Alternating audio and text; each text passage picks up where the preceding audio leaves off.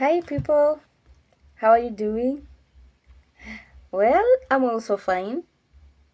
It's just that it's been a really long while since I last posted something on my channel. And I was even beginning to think, boy, maybe this YouTube thing is really not my thing. Because the level of aggressiveness that is required for you to be visible out here is kind of too much for my isophilic, ambivert, introverted, loner nature. I even find myself wondering, how do people get to post stuff on their channels every single day or every week at least? Yeah, because I see that with channels that have grown. But anyway, we are going to keep trying. By the way, the first time I saw 4 subscribers on my channel, I was so excited and scared, and I was like, what? So people are watching. But two of those were my friends that I had mentioned to that I'm starting this YouTube thing and asked them to go check it out and subscribe. But the other two got me like, okay, so another person has watched. Hey, so what's going to happen? I was so excited and scared at the same time because this is the first time I'm putting myself out there. Right now, I'm stuck at 8 subscribers. And I'm like, what the hell? Why is it not moving? What's happening? But then again, I remember that I watched another YouTuber, or several YouTubers actually give testimonies of how their channels came to grow. They were saying that it took them a year or two to grow their channel or have a good number of subscribers. And sometimes even to get to 10 for them was very difficult, but they never gave up. So, yeah, I think that is the thing. Some people just have the luck. Yeah, so I understand that for some it will take a long while for it to grow. But then the recent one got me thinking, what the hell was happening there? You remember that the football player Ronaldo who just opened a channel and then got millions of subscribers? Yeah, I'm like, why wouldn't that happen to me? But then again, I am no Ronaldo, so everyone has their pace and how things happen to them. So let's see how this goes. So me and my 8 subscribers are here to stay, and I hope you guys will watch and subscribe. Don't just watch and go away. It wouldn't hurt. Just press the sub button and yeah. Okay, so today I'm doing an introduction to this video that I had done several weeks ago, and I think I just got held up with other stuff that I didn't find time to do an introduction to it. I'm going to talk about some societal moral viles that happen and we don't get to talk about or hear about them much because mostly they are considered to be a taboo. I wouldn't say that I'm an expert on the subject, but the things I've seen happen, the things that we've done, the things that have happened to us or people we've seen, and I think one more person needs to talk about them, in addition to those who've managed to call them out or talk about them.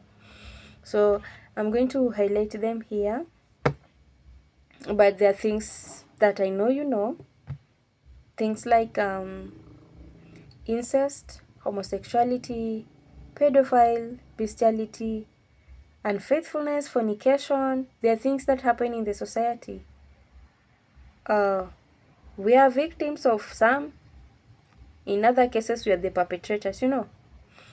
Being human, we seem not to be limited with how much we can surprise each other. So I was like, let me just talk about it. I used an AI voice because if you're very keen, I'm not very good with spoken, but I am able to explain myself. But I would choose written anytime because I'm really good with written than spoken. So whenever ideas come to my mind, because I know I may lose it, I write it down. And boy, when I start typing or just writing something down, the ideas flow more smoothly and easily than when I'm talking. Yeah, My some of my my ex can attest to this because I used to be very wordy. Like I don't know how to talk when I'm angry. I don't know how to say those things out. Because if I thought when you're trying to explain something, you are misquoted, you are misunderstood. So I prefer writing. So I was so wordy and I'm always saying something. So yeah, they can really say that girl is what are they called, a keyboard warrior, but in the positive. I don't abuse people. Yeah, so I thought that because I may not be able to say my thoughts in the order they came when I was writing the ideas as they were flowing, I thought why not read them out and then put my voice on AI so that now I bring it out. I hope you really enjoy. I would really love to hear your insights and contributions on the matter. Bye. Today, whatever decides in my head which topic to talk about, had it that I talk about these crazy topics, majorly because they are vices that are happening in our society. They have been there since time immemorial. And that's why before salvation and the direct access to the altar was granted, making it possible for all to access penance through confession, people found guilty of such vices were stoned to death. Such were even the reasons that God burnished an entire city with fire. Remember the story of Sodom and Gomorrah. Why am I talking about this? Well, the truth is these things affect us one way or the other. If you are not guilty of one, you are guilty of the other or more in most cases. And if you haven't been soiled by any, it is probably just a matter of time, so why not talk about it early enough so that you may be able to make decisions from an information point of view. Speaking to incest, it has been a silent controversial topic in our society where cousins and sometimes siblings engage in this act.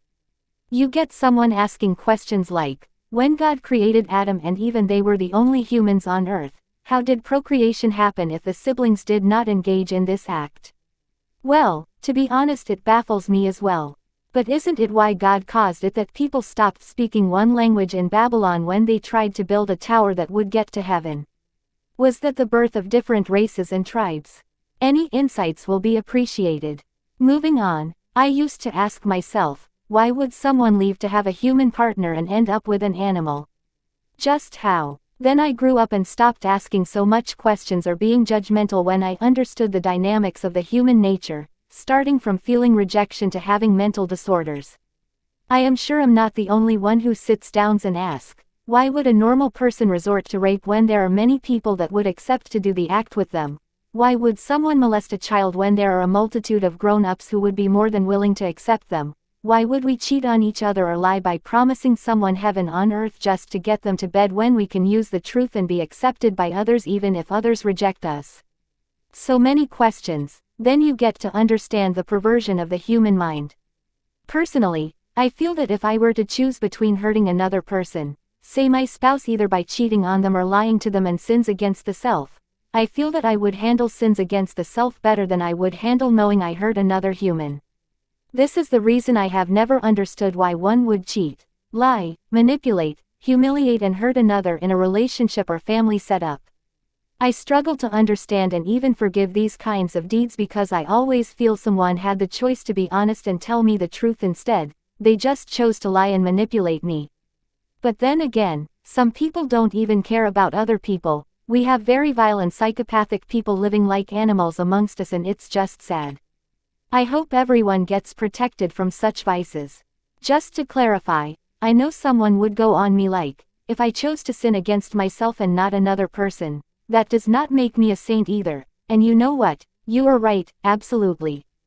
And no, don't get me wrong, but by saying that, I was not trying to glorify one sin against another. The truth is that both sinning against oneself and against another human are both equal. I just thought I'd handle hurting me better than I'd handle hurting another person.